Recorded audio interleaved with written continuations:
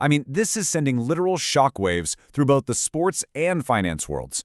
As first reported by Sky News' Mark Kleinman, a consortium backed by major tech billionaires is rapidly closing in on a massive one-third stake in Liverpool Football Club. We are looking at a seismic shift here, not just for English football, but for how global tech titans view the entire sports landscape.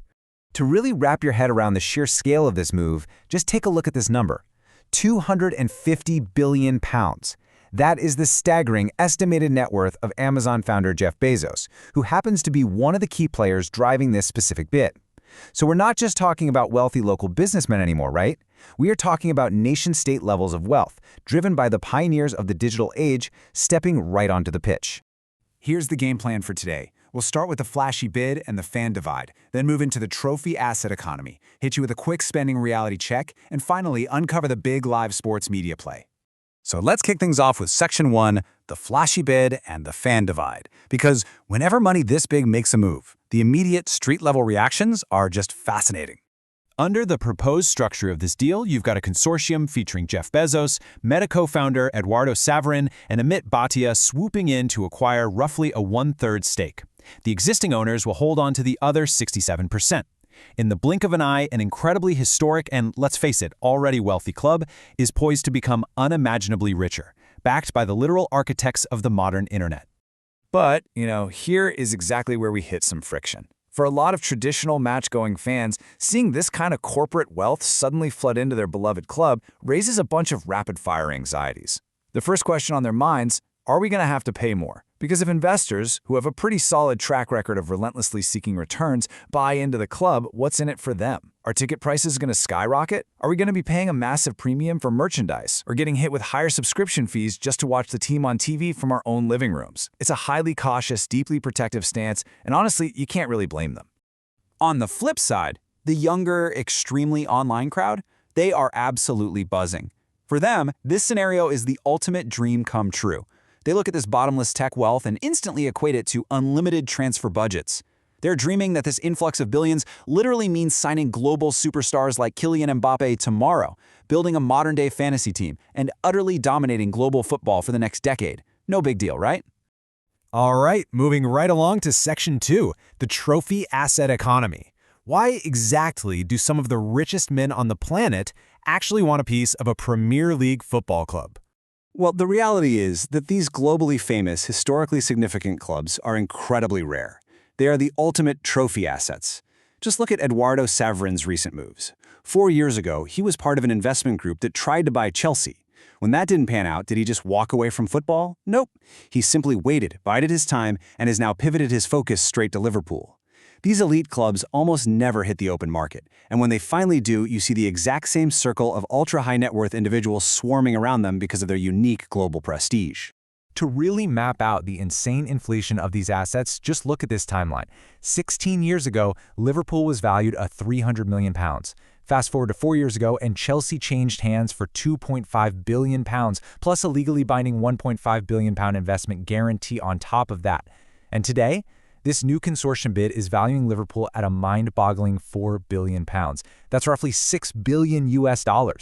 This totally proves that these massive multi-billion-pound valuations aren't just weird anomalies anymore. They are absolutely the concrete new normal for elite European clubs.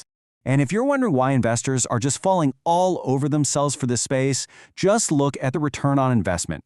In only 16 years, John Henry and Fenway Sports Group have watched their assets skyrocket from a £300 million purchase all the way up to a £4 billion valuation. That is an explosive exponential return that crushes almost any traditional stock or real estate portfolio over the same time frame. They aren't just buying sports teams, folks. They are buying highly lucrative, high-speed growth engines. But before we get completely carried away by Bezos-sized bank accounts, it is time for Section 3, the spending reality check and financial fair play. As Sky Sports News chief correspondent Kaveh Solhikal perfectly put it when breaking this deal down, fans who are dreaming of instantly buying all the best players in the world need to, quote, wake up and smell the coffee. It is so easy to look at Jeff Bezos' net worth and assume Liverpool can just outspend every single club on earth starting next week.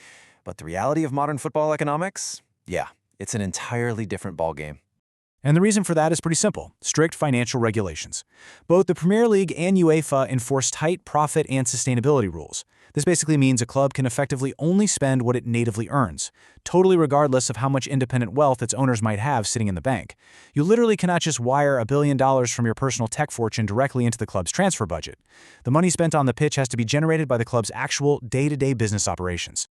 Now, don't get me wrong, that isn't to say this deal won't massively help the club financially. Obviously, bringing in tech titans who know exactly how to monetize global audiences is going to turbocharge Liverpool's already massive commercial turnover. They'll undoubtedly secure better sponsorships, massively enhance digital revenues, and really maximize the global brand. And hey, as that turnover grows, the allowed spending grows right along with it. But the golden, fundamental law of modern football finance remains absolutely strict. You still have to earn it as a business before you are allowed to spend it on a player. Which actually brings us to the most fascinating piece of this entire puzzle. Section 4, the live sports media play and vertical integration. If we follow Jeff Bezos' trajectory, we are looking at an absolute masterclass in vertical integration. Back in 1994, he sets up Amazon as a retail company, right? Over recent years, we've watched Amazon evolve into a massive media player, with Amazon Prime aggressively scooping up broadcast rights for top-tier properties like the Champions League and the Premier League. And now, over the next few days, a consortium he's part of is expected to close this £4 billion Liverpool valuation deal. Do you see the shift? They're moving from merely paying for the rights to broadcast the product to actually owning the product itself. The underlying strategy here is brilliant. We're living in this incredibly fast-changing media landscape, where traditional television is just fragmenting into endless on-demand streaming. Audiences today just stream whatever they want, exactly when they want it. But live, elite football, it completely defies that trend. It remains the ultimate appointment-to-view event. When Liverpool plays a major match, hundreds of millions of people all around the globe sit down to watch it at the exact same moment. In today's attention economy, capturing that massive, simultaneous, captive audience, that is the absolute holy grail for any tech or media company. So that leaves us with a massive structural question to think about. With tech and social media giants moving from just broadcasting the games to actively owning the historic clubs themselves, what is the ultimate endgame here?